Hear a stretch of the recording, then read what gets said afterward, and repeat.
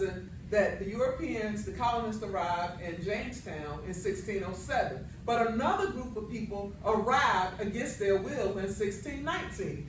They came from Africa and they were transported to North America, to Virginia. These people were African men. They came against their will, which means they didn't want to come. They were grabbed and snatched from what is now known as present-day Angola, which is located in Africa.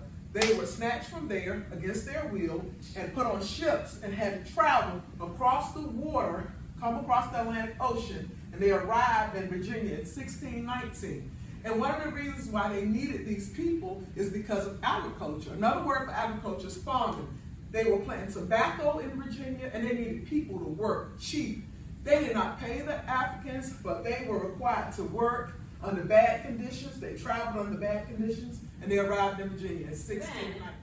After the Africans got to Jamestown in 1619, another group of people came in 1620.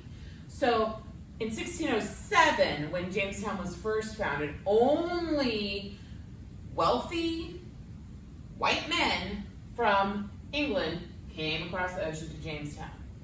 Then you heard 1619 Africans came against their will with Portuguese sailors over across to Jamestown. In 1620, women came to Jamestown. Why is that important?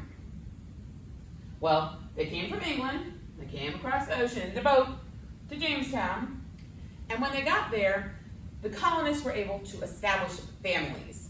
So the women married the men, and they had families, and that made Jamestown a more permanent colony.